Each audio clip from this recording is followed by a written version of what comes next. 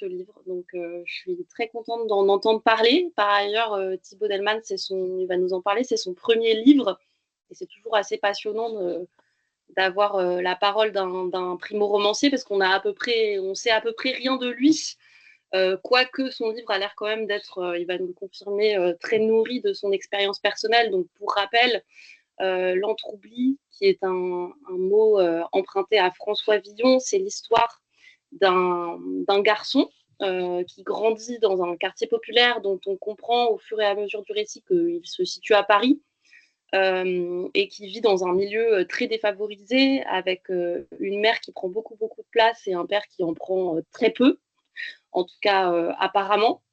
Et qui donc dont on suit le parcours de la petite enfance, enfin moyenne enfance disons, jusqu'à la fin de l'adolescence, dans un rapport assez chronologique à son histoire.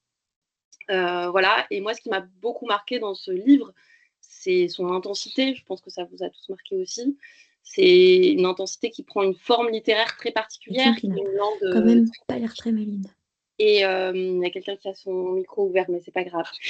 Qui est une langue très lyrique et qui, en fait, existe assez peu aujourd'hui, je trouve, dans la littérature française. Et ça, on en parlera peut-être. Peut-être que vous aussi, ça vous a marqué à quel point les phrases sont fournies, à quel point c'est poétique, à quel point il y a des grandes envolées, à quel point il y a du pathétique. Ouais, je me suis connectée à un truc, mais bon, bref. Il y a quelqu'un qui a son micro allumé. Ouais, bah écoute. Parce que sinon, on va pas y arriver parce que vous êtes assez nombreux à être Du coup, connectés. c'était un petit peu ça, les émotions de ta journée? Non, mais si tu veux, j'ai eu ça. On va Après, avoir à un deuxième j'enchaînais roman en direct. Marie, c'est peut-être, voilà, c'est ça. Très bien, c'est bon, tout va bien. Donc voilà, je vous ai fait un petit rappel sur le livre.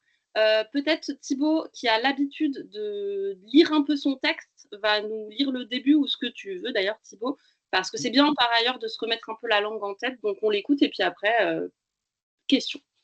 Vas-y Thibaut. merci. Bonsoir. Alors. La ville éclaire ce qui sans elle serait la nuit. Plus haut encore, 4 lampadaires s'inclinent sur un rectangle synthétique où jaillit un ballon, tous à sa poursuite. Sans maillot ni arbitre, on devine à qui pourchasse et à qui réclame, avec et contre qui on est. D'ici, nuées autour des spots, les mouches passent pour des lucioles. Dans les nets contours du lieu, on court à l'infini. Là, on se bouscule, bascule, s'insurge, se relève, se distance, frappe, marque. On salue la foule qu'on imagine. Et déjà, le ballon s'émancipe. Et déjà, on court à lui, se le dispute. Tandis que les règles s'essoufflent, que les nerfs se lassent, il est temps pour les vaincus de demander la défaite au vainqueur, qu'il accepte comme une faveur. Alors on s'agglutine toutes mains aux hanches face à une seule cage démesurée, où l'on tire de trop près sur un gardien sans défense et sans gants, désigné volontaire. On frappe comme on s'insulte, et comme on rit, sans compter. L'enjeu est déjà hors du cadre. Parmi des centaines de carrés de lumière, chacun en guette un du coin de l'œil. Il faudra rentrer dans les temps. On se propulse en coup de vent dans les rues où le ballon tombe des mains jusque sur la route. On rattrape le retard qu'on s'est créé. Et puis on arrive, sans plus de souffle, pour boire et manger ce qu'il y a à boire et à manger.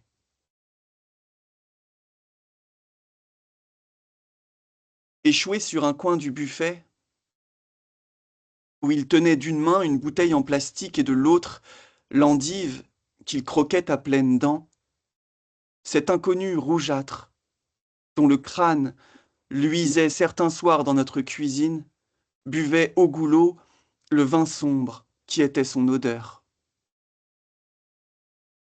Sur lui, la lumière semblait peser. Il était petit et massif, étrange.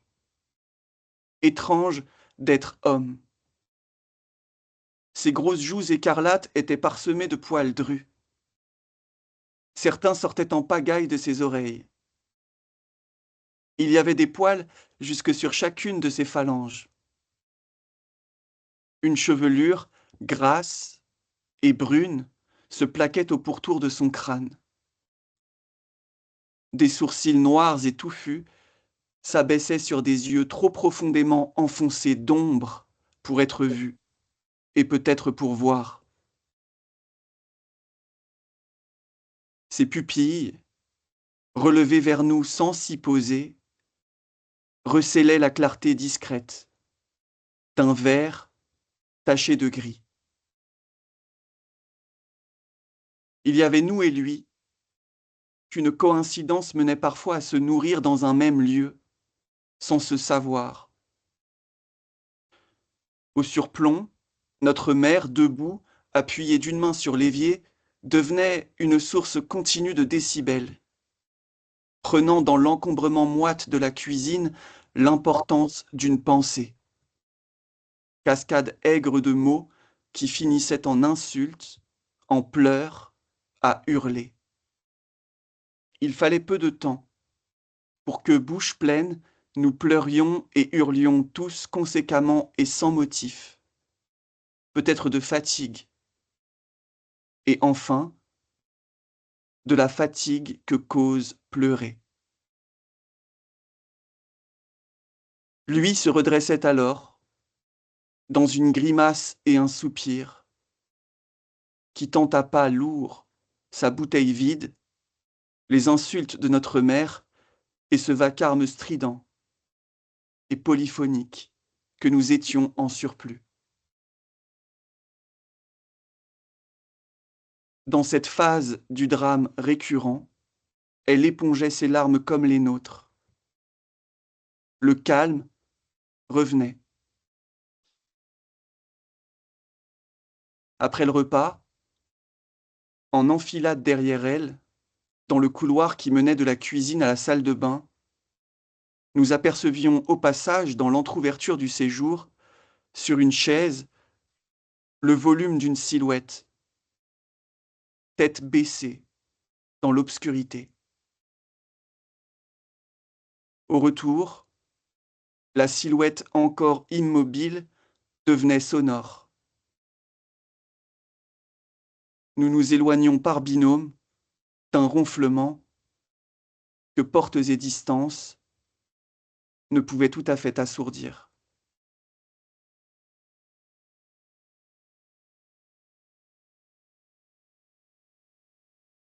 C'est le Merci. premier chapitre. Merci, merci à toi.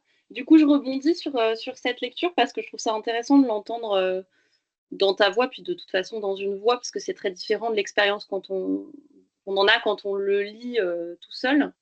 Est-ce que, je me suis vraiment posé la question, est-ce que quand tu écris, tu dis, tu parles ton texte, est-ce que ça sert à quelque chose dans l'élaboration de l'écriture?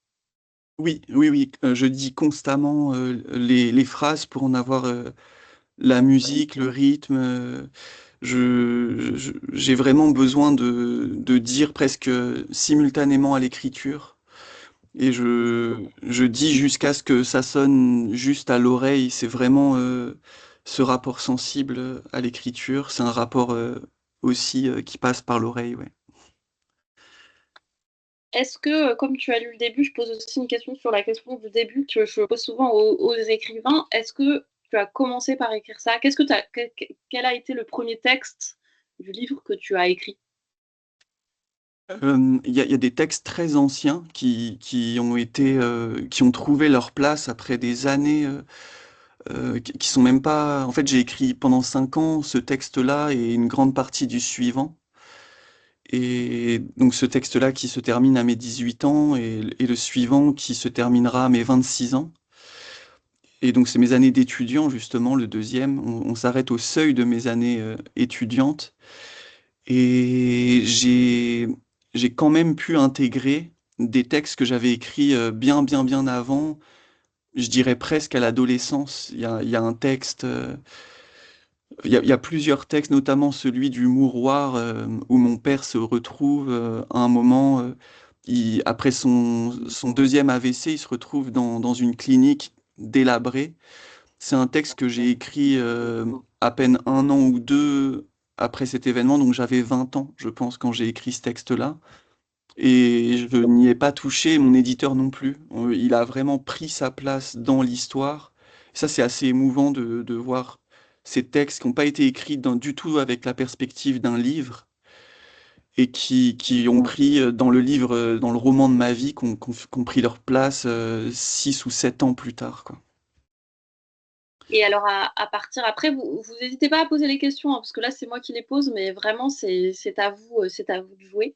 À partir de quand est-ce que tu as écrit justement dans la perspective d'un livre du coup, j'imagine que ça change énormément le rapport à l'écriture. Alors, je pense que quand même, sans me l'avouer, j'avais quand même toujours, plutôt qu'un livre, j'ai toujours eu l'obsession de dérouler le fil de ma vie. Et donc, ce rapport-là à l'écriture, c'est vraiment un rapport, enfin, comme si la phrase, mes phrases étaient en parallèle, couraient en parallèle de mes jours, et donc avaient été vouées quand même, au moins hypothétiquement, peut-être même inconsciemment, mais assez sensiblement, c'était voué à être une seule et même histoire, pas forcément seulement la mienne, mais toutes les histoires autour, et donc je pense que très vite, même enfant, enfin adolescent, quand à 11 ans, j'écris pour la première fois avec une ambition littéraire face à cette fenêtre qui donne sur le HLM d'en face.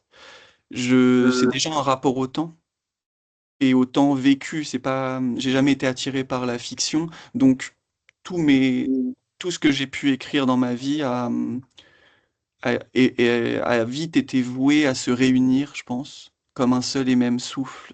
Euh, et le livre, après, bah, il est presque venu de lui-même. J'ai commencé par écrire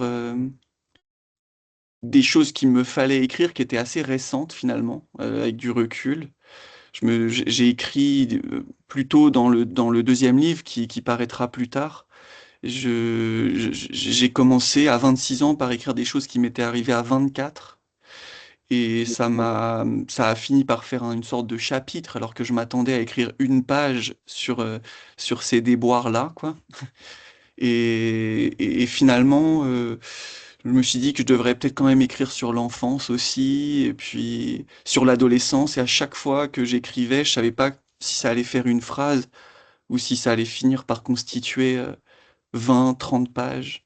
Et ça a fini par donner des chapitres, puis un livre. Mais, euh, mais l'objet livre et même le mot construction dans mon cas, ça va pas du tout parce que, enfin, on me dit souvent construire un livre. C'est pas ton cas, hein, tu m'as pas dit ça, mais on me dit souvent à quel moment tu as décidé de construire et comment tu as construit ton livre. Et moi, c'est plutôt dérouler, vraiment, c'est dérouler ce fil et donc même l'objet. Moi, j'ai proposé 700 pages à mon éditeur. Et il a Pour tout de suite. celui-là, pour le premier, juste pour le premier. Non, c'est non, en fait, j'ai écrit les deux Ah oui. simultanément pendant 5 ans, vraiment à temps plein au RSA, à ne faire que ça jour et nuit, avec tout ce que ça implique de vivre au RSA, voilà. Mais c'était vraiment de l'ordre, c'était vital, fallait absolument que j'écrive cette vie. Et j'ai donc proposé ce livre et ce qui sera le suivant. Et je disais bien aux éditeurs, je mettais une petite lettre en disant, si vous voulez, vous en faites 4 des livres, vous en faites 2. En fait, l'objet, moi, c'est pas du tout mon métier. Moi, mon métier, c'est de dérouler ce fil qui est très continu. J'ai un rapport si physiologique à l'écriture que j'ai l'impression qu'il s'agit d'une forme de respiration, donc qui ne me lâche pas, ça ne me lâche jamais, quoi, cette idée de dérouler la vie, quoi. Alors, Emma remercie pour la rencontre et la lecture, et elle dit: votre roman est une forme d'autobiographie dans laquelle vous dressez un portrait pas toujours positif des membres de votre entourage. Avez-vous eu peur de leur réception de votre ouvrage?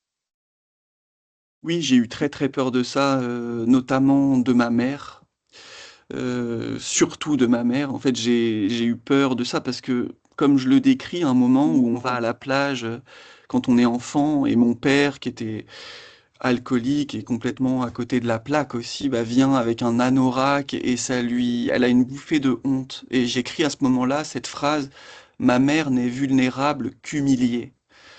Et c'est le regard des autres, le regard extérieur, en dehors du foyer où elle règne, qui l'a toujours beaucoup, je dirais, préoccupé, voire inquiété. Et donc je me disais que quand j'allais révéler sa vie et j'allais révéler son comportement, notamment des scènes qui peuvent être considérées inadmissibles, mais c'est pas mon métier à moi de dire ce qui. Enfin, moi, je restitue une situation complexe, mais je restitue aussi ces scènes que. D'ailleurs, elle m'avait dit, si tu parles, par exemple, du moment où je me mets face à la fenêtre parce que vous n'avez pas rangé votre chambre, enfant, eh ben, sache que je sauterai par la fenêtre. Et elle m'a dit aussi, quand je lui ai donné le livre dans la main le jour de la sortie, je lui ai remis. Je voulais surtout pas qu'elle le lise avant parce que je voulais pas qu'elle me mette des bâtons dans les roues. Elle avait déjà dit qu'elle me porterait plainte. Elle pleurait avec un mélange de fierté et de reproche. Et elle me dit merci de m'avoir tué.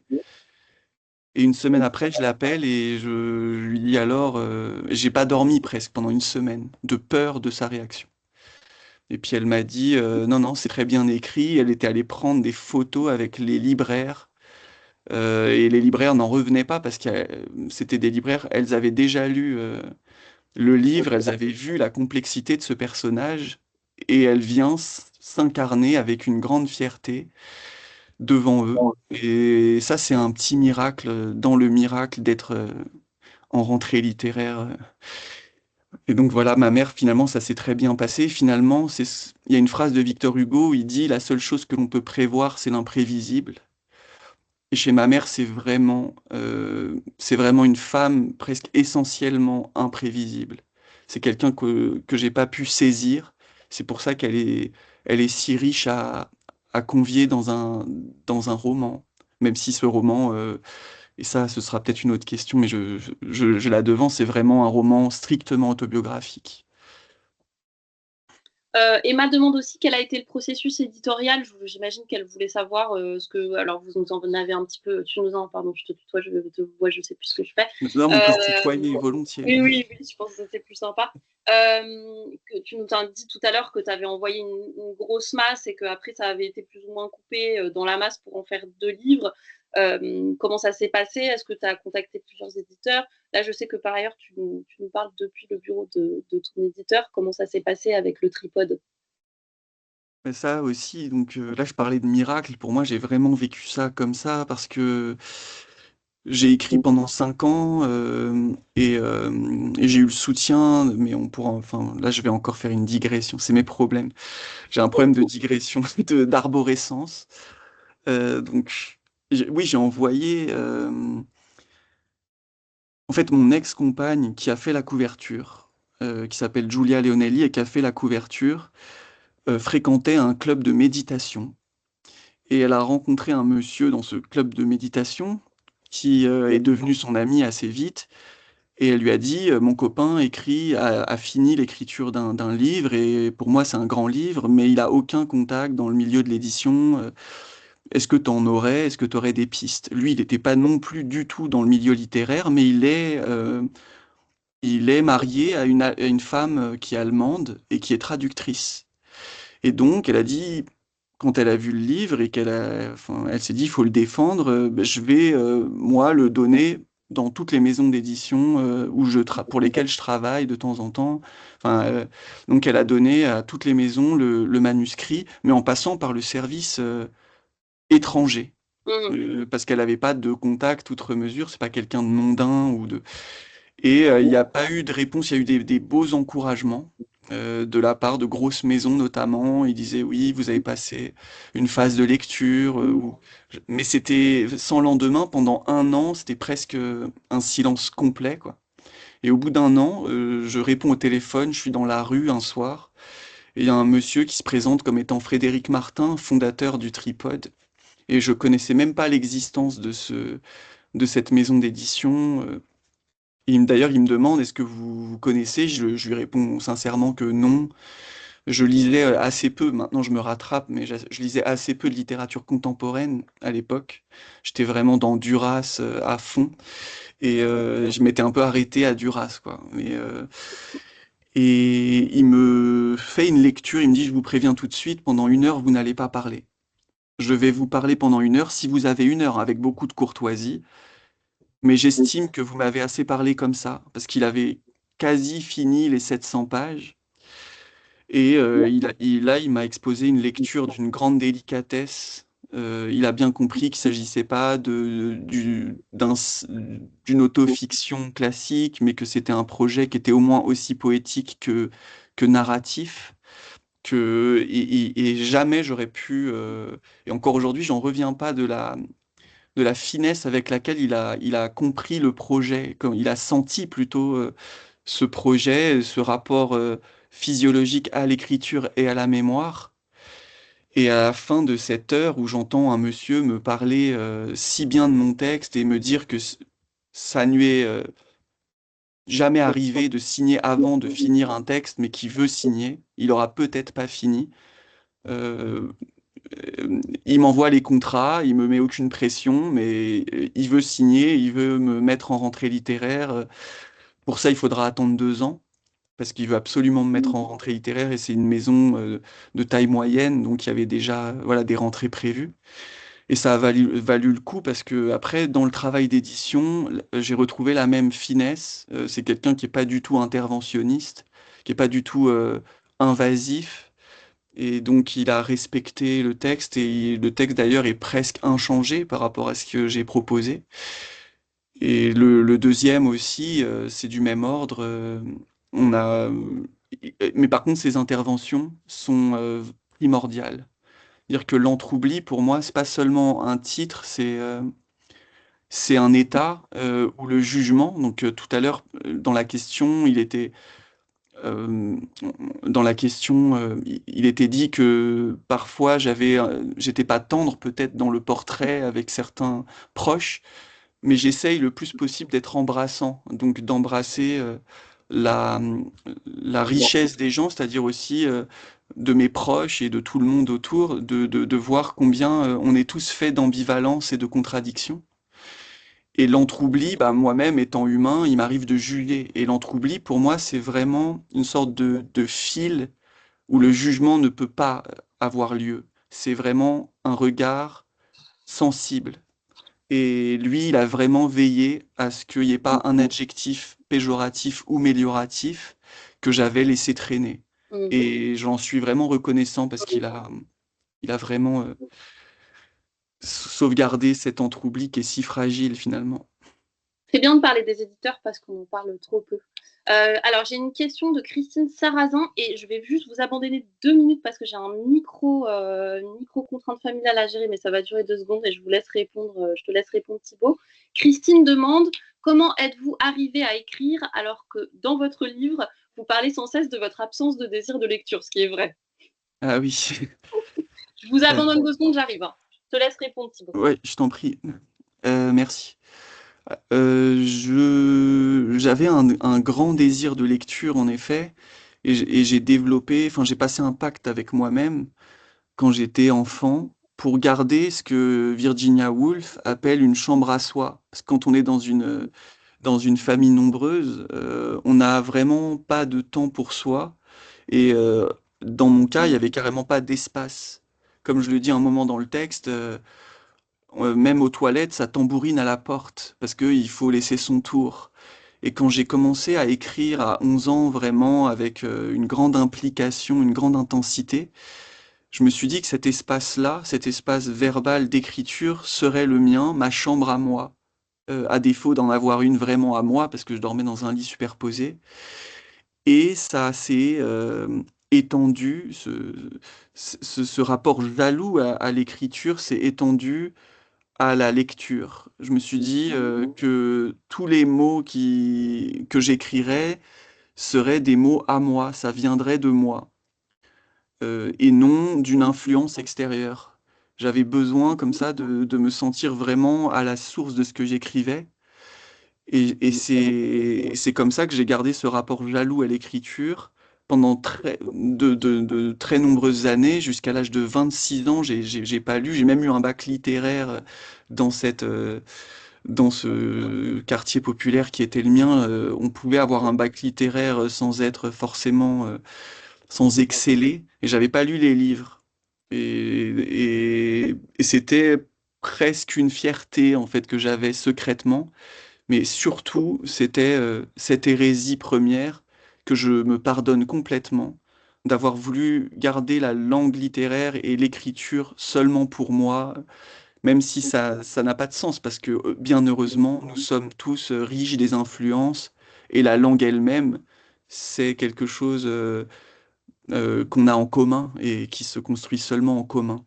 C'est une petite hérésie, voilà, que je regarde presque avec sympathie quand je vois l'adolescent que j'étais, qui avait vraiment besoin de son sanctuaire, quoi. Alors, c'est une question qui est un peu liée. Pardon, je t'ai coupé. Tu voulais ajouter quelque Non, chose? non, c'est bon. Non, merci. Nelia demande si tu as été inspirée par la lecture d'autres œuvres littéraires pendant l'écriture du roman. Est-ce que tu Oui. lisais pendant que tu écrivais? Oui, alors c'est ça aussi qui est fou, c'est que la lecture et l'écriture, vraiment, j'avais écrit des textes épars pendant des années, et je me raccrochais à ces textes pour me dire poète. J'ai fait des études d'art plastique parce que je voulais pas qu'on m'apprenne. Je voulais pas lire toujours déjà, et je voulais pas non plus analyser. J'avais pas du tout envie d'analyser ou de décortiquer les textes. Je voulais pas qu'on m'explique les mécaniques. Je voulais avoir un rapport intuitif à l'écriture. Et donc j'avais très peu écrit. Je faisais des installations en art plastique avec ma voix, mon texte. Mais vraiment, l'écriture à proprement parler est arrivée quand je me suis vraiment mis à l'écriture de ces livres. C'était à 26 ans, quand j'ai arrêté mes études.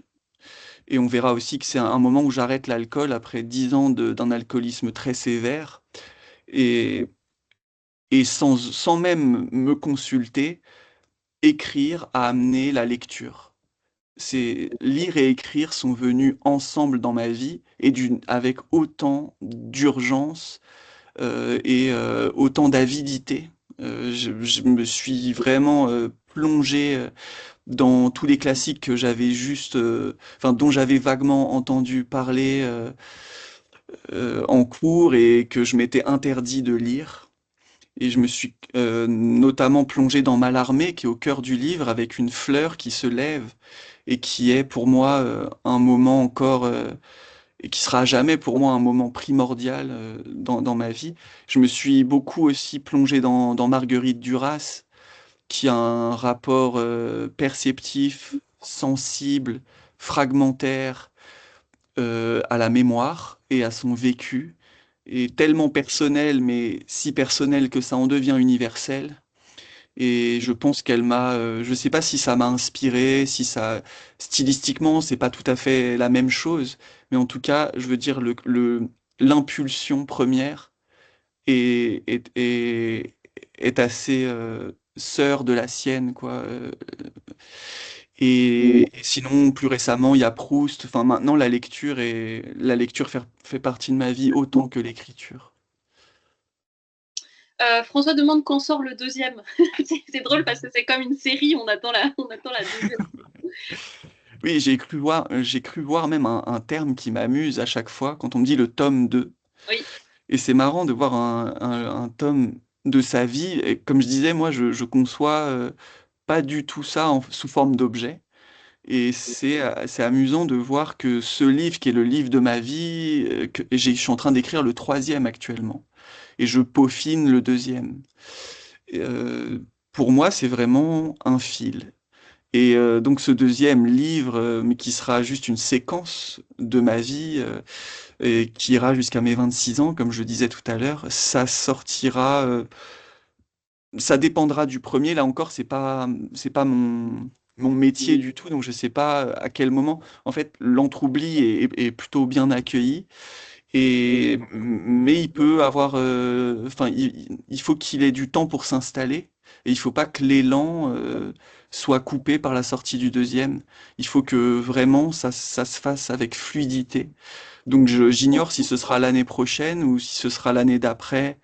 Et mon éditeur, pour le moment, je pense que lui-même, il sait pas encore. Il va voir comment l'entroubli est accueilli. Il faut pas brusquer cet accueil qui est déjà super, hein. Alors, Anne-Sophie demande si tu imagines un jour peut-être écrire sur un autre thème que ta vie. Curieusement, non. C'est pas. Alors, j'ai peut-être des tendances de temps en temps, plutôt que des tendances. euh, Même dans l'entroubli, on peut voir que Thierry, qui s'impose comme un personnage très important, sur lequel j'avais d'ailleurs prévu d'écrire. Petite parenthèse, qui est le nouvel amoureux, on peut dire, de la mère, qui C'est est ça. jardinier, qu'elle rencontre dans le parc le matin et qui finit par habiter un temps avec la famille. Voilà. Et Thierry, je savais pas que j'allais écrire autant sur lui. Je pensais que j'allais lui rendre un petit hommage de 2, 3 lignes ou d'un paragraphe. Et finalement, je me suis retrouvé à dérouler sa vie. Et sa vie, je ne l'ai pas vécue. Mais ma mère s'improvise généalogiste parce qu'il est orphelin. Et donc moi, dans le sillon de ma mère, je commence à un peu cerner sa vie. Et là, j'ai eu à ce moment-là l'impression d'être un peu plus biographe qu'autobiographe. Et je pense l'être à chaque fois que je traite un personnage, j'essaie de le restituer dans sa réalité. J'ai presque aussi été biographe de ma mère d'une certaine manière et de ma fratrie. Le mot je et le pronom n'est pas si présent dans toute la première moitié du livre, et il naît à l'adolescence, au moment où une conscience naît, et aussi au moment où, ça c'est une lectrice qui me l'a dit, elle m'a dit, enfin une lectrice en librairie demande à quel moment vous avez cessé d'être enfant. Et une autre lectrice, parce qu'elle me voit bien embêtée de répondre à cette question, je me dis, je sais pas, ça s'est fait par à-coup, et en même temps, d'une manière assez fluide. Je suis pas, certains ont des traumatismes qui les font devenir enfants du jour au lendemain. Et dans mon cas, c'était plutôt en pointillé. Et une autre lectrice répond pour moi très très bien. Elle dit, non, en fait, je pense que le narrateur, donc moi-même, enfin, cesse d'être enfant au moment où il a un sens de la solitude. Et ce sens de la solitude, c'est là que le jeu arrive. Entre-temps, je suis plutôt biographe qu'autobiographe. Et donc, si un jour je dois écrire sur autre chose que ma vie, ce sera écrire peut-être sur l'enfance de ma mère, à la manière dont Charles Juliet le fait quand il écrit Lambeau sur sa mère, qui est un livre magnifique. Et sa mère, il l'a pas ou peu connue. Et donc, il va, avec les lambeaux d'informations, développer un livre et une narration à partir de ça. Et c'est un peu ce que je fais avec Thierry, et c'est ce que je fais un peu à chaque fois, mais je pense pas qu'il y aura de fiction à proprement parler. Voilà, j'ai pas parce que vraiment j'écris pour survivre à ma vie. Je le dis sans romantisme, mais vraiment c'est très concret chez moi, pour survivre à certaines contrariétés ou pour délier ou pour penser aussi et pour mieux voir. Et donc c'est beaucoup trop loin de moi encore, la tentation fictionnelle, elle est pas là. Alors, pendant que vous affûtez vos questions, moi j'en ai une. Tu parlais tout à l'heure de ton propre alcoolisme, qui n'apparaît pas dans le livre, mais qui apparemment sera le sujet en partie du deuxième. Moi, ça m'a frappé à quel point c'était le sujet déjà du premier, et à quel point c'était typiquement un fil qui se tirait entre les personnages. Et ça m'a beaucoup fait penser à des livres qui parlent de la classe populaire, mais qu'on n'a plus vraiment l'habitude de lire, parce que les livres qui parlent de la classe populaire aujourd'hui ne parlent pas beaucoup d'alcoolisme, je trouve. Et je voulais savoir comment tu avais abordé ce sujet, si t'avait paru naturel, si c'était compliqué d'écrire là-dessus. Alors, je crois qu'en règle générale, c'est compliqué d'écrire, même sur la joie. Pour moi, écrire, c'est vraiment pas une partie de plaisir généralement. Mais l'alcoolisme, c'est quand on vit avec un père qui est alcoolique au degré du mien, ça, c'est toute ma réalité. Donc c'est même pas thématique, c'est-à-dire que quand on a ce père qui est absent parce il est absorbé par ce brouillard alcoolique. On vit dans ce brouillard, on finit par comprendre que cette odeur, cette substance sont en fait la raison même de son absence ou de ses absences et de tous nos problèmes, y compris nos problèmes financiers, parce qu'on va être menacé d'expulsion plusieurs fois, parce qu'on a des retards de loyer, parce que notre père va tout dépenser dans l'alcool. Il avait un très petit salaire, je dis pas son métier parce que quand on est enfant, c'est pas prégnant, c'est pas quelque chose de. Mais il était tout petit fonctionnaire à distribuer le courrier dans les. On appelait ça un vaguemestre. Et donc, en fait, il distribuait le courrier par un code couleur. Il y avait même des analphabètes qui avaient ce métier-là. Et il distribuait à tel service et son travail était terminé après 2 heures avec son petit chariot dans les couloirs d'une administration. Et après ça, il allait boire toute la journée avec ses collègues. Donc, il nous rentrait dans un très sale état. Et il a fallu écrire ça forcément. Et l'alcoolisme même comme mot, je pense pas que ce soit un mot qui était dans mon vocabulaire enfant. De même qu'aujourd'hui, on dit harcèlement scolaire pour ce que j'ai vécu par la suite. Et je suis très heureux que des mots se mettent sur ces réalités-là. Mais la littérature est là peut-être pour ne pas les employer et pour les faire éprouver et les donner à éprouver. Mais je suis très heureux qu'on puisse les employer couramment et qu'on voit tout de suite à quoi ça se réfère. Il y a un écrivain qui disait que de son temps, on appelait ça des chamailleries. Et donc, c'est toujours bien voilà, de pouvoir raccrocher ça en dehors de la littérature à ces grands thèmes de société. Mais ce qui est assez remarquable, parce que on est quand même dans un monde littéraire aujourd'hui, notamment en France, où on est complètement surchargé en tant que lecteur de ce qu'on appelle maintenant les récits de transfuge de classe, qui est encore un nouveau mot que tu n'utilises pas dans le livre. Et je trouve que l'Entroubli s'en démarque, et vraiment de manière opportune, précisément en trouvant une manière d'exprimer l'expérience de la pauvreté, en disant des mots très simples, de manière vraiment singulière. Et je ne sais pas si c'est quelque chose que tu lisais quand tu écrivais, mais typiquement, est-ce que Annie Ernaux, Édouard Louis, cette espèce de filiation-là, ça te parle ou pas du tout?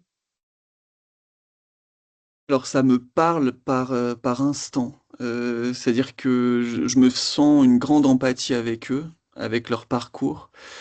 Leur littérature est très très éloignée de la mienne dans ce projet, parce que mon projet, enfin j'aime pas le mot projet, mais disons mon impulsion, comme je le disais, est aussi poétique que littéraire. Donc je me sens déjà beaucoup plus proche des poètes. Et quand je me sens proche des écrivains et des écrivaines, ce sont des écrivaines qui pour moi sont poètes, comme Marguerite Duras qui dira que tout bon roman est un poème. Donc moi j'ai vraiment cette approche poétique qui n'est pas la leur. Annie Ernaux dira qu'elle est sociologue d'elle-même.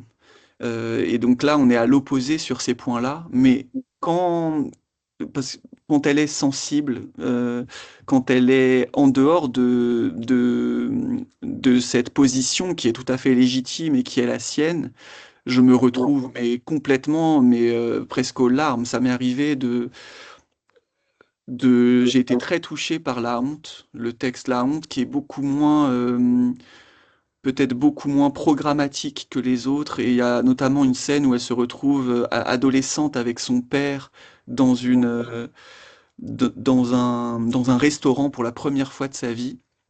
Et j'ai vécu à peu près au même âge la même chose. Et là, elle le dit sensiblement, ce que c'est que de se sentir un peu illégitime à se faire servir, à être parmi des gens qui ne sont pas de notre classe habituelle. Mais elle le dit si sensiblement que là, ça me parvient. Et dans les années, il y a des moments bouleversants.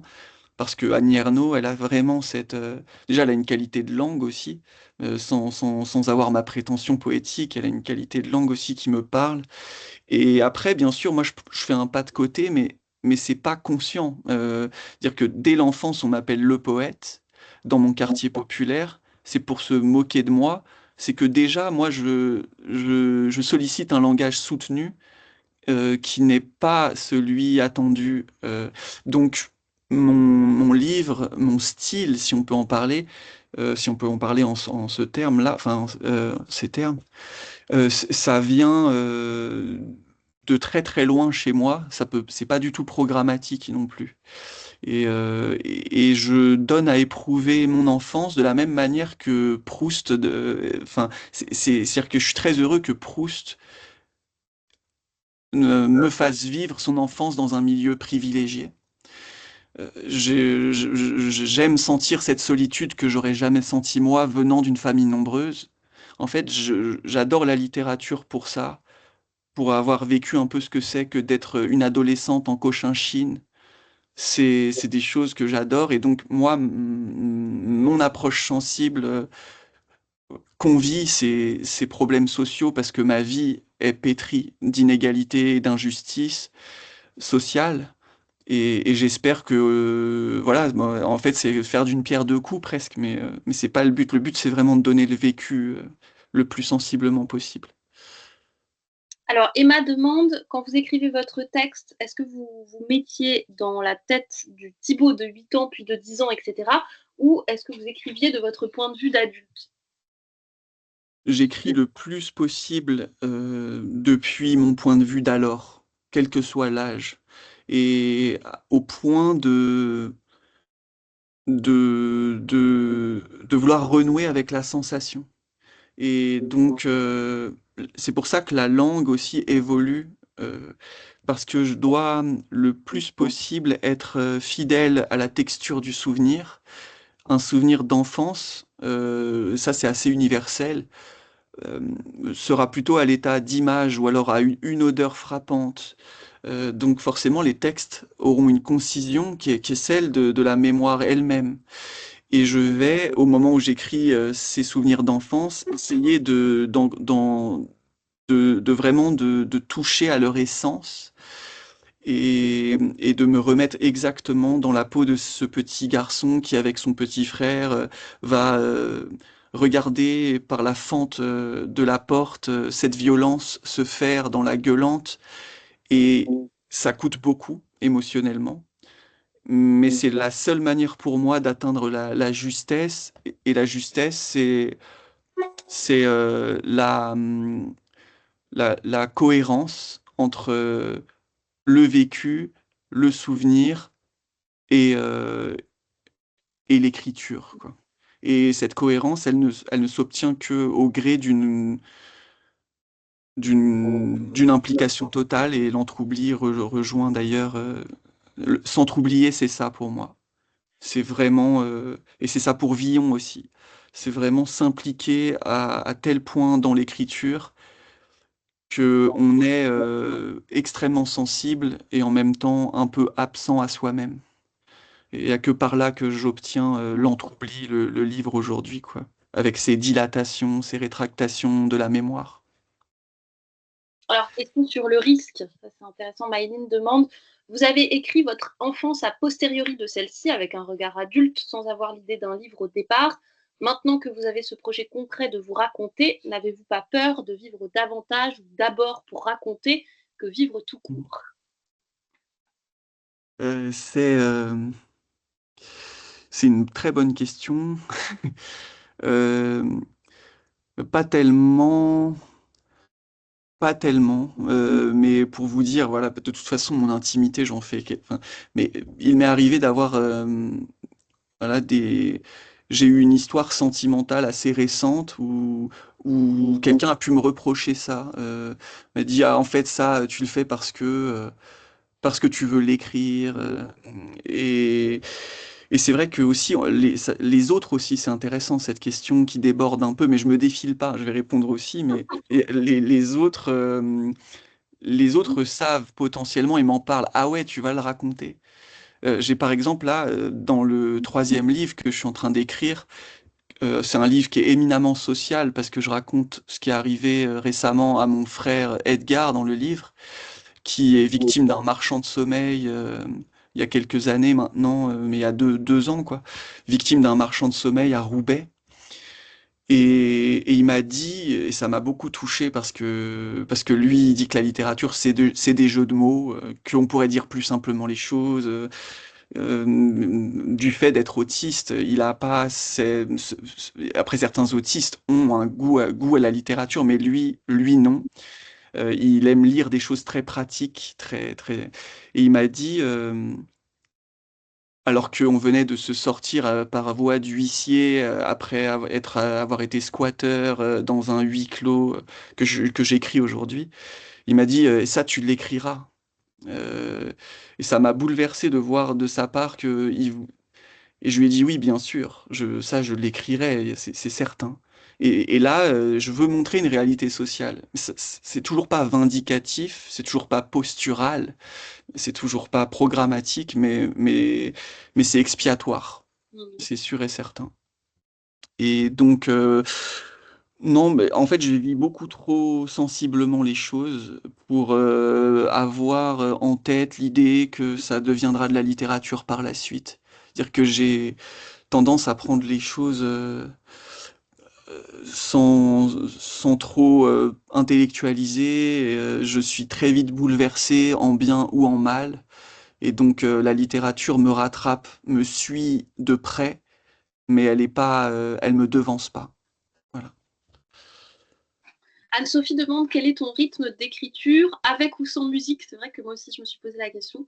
Et quelles sont tes habitudes de travail? Bah, typiquement, en ce moment, vu que tu travailles sur ton troisième livre, comment ça s'organise? J'écris sans aucune stimulation extérieure. Il faut surtout qu'il y ait aucun bruit. Et donc, comme à Paris, c'est pas gagné, j'écris avec un casque de chantier, un casque anti-bruit. Je peux pas écrire dans un café alors que j'adore l'image, j'adorerais faire ça, j'adore les cafés. J'aimerais ça, mais c'est impossible parce que je suis beaucoup trop vigilant à ce qui se passe pour être. Donc après, je peux faire de la réécriture en bibliothèque, c'est possible, mais l'écriture à proprement parler, c'est impossible qu'il y ait des stimuli alentour.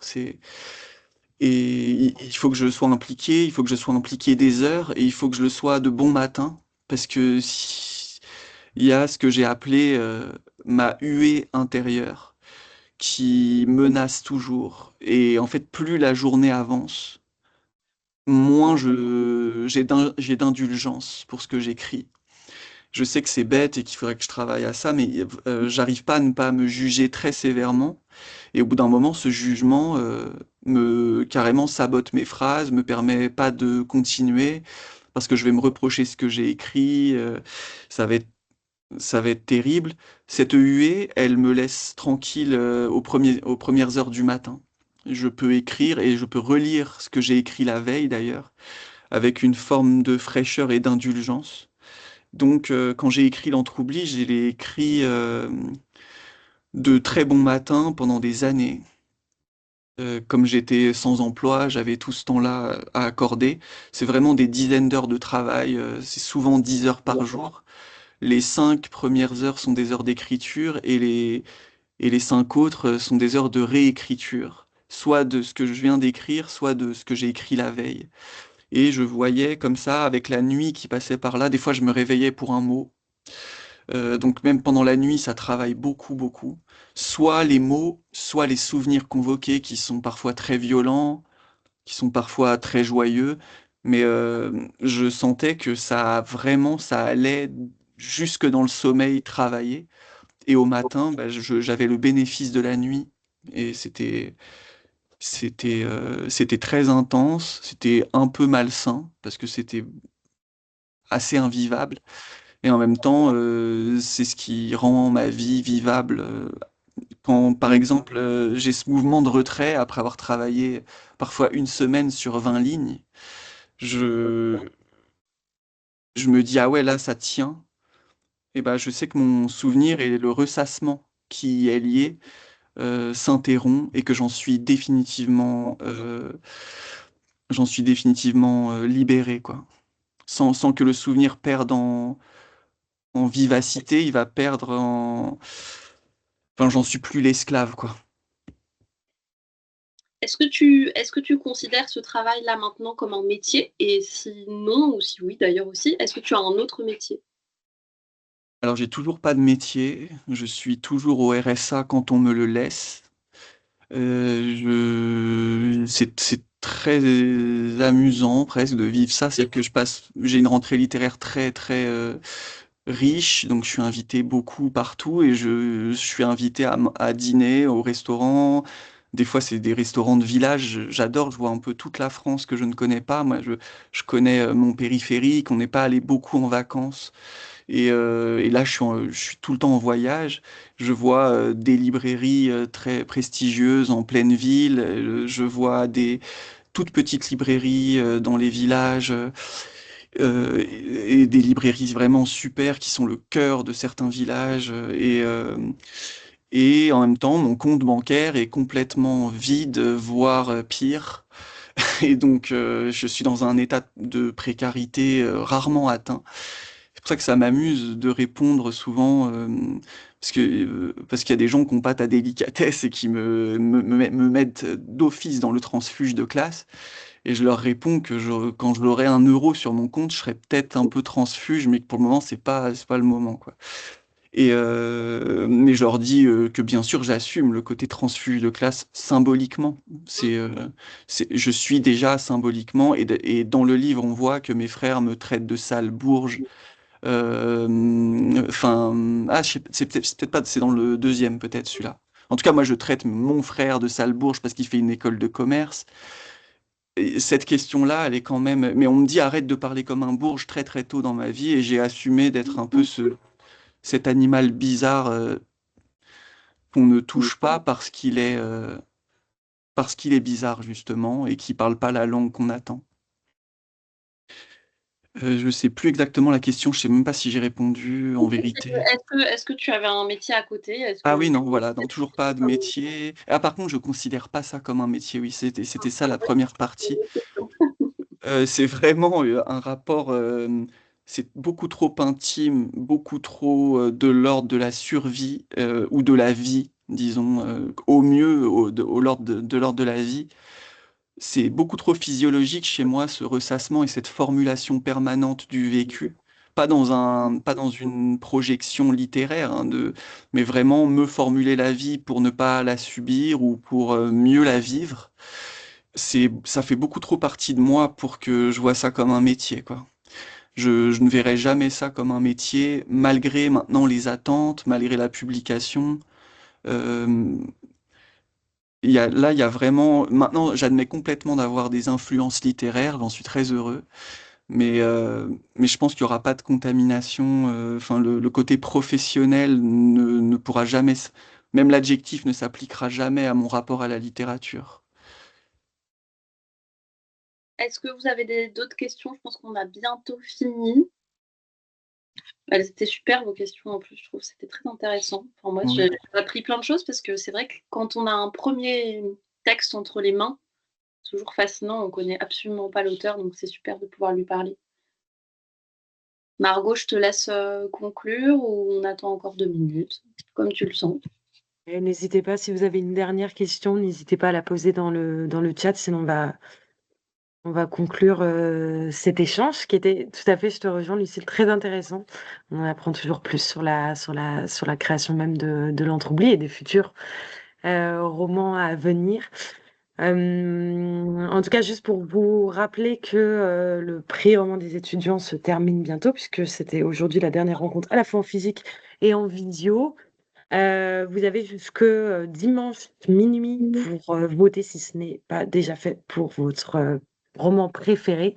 Et le lauréat ou la lauréate sera annoncé le 17 décembre.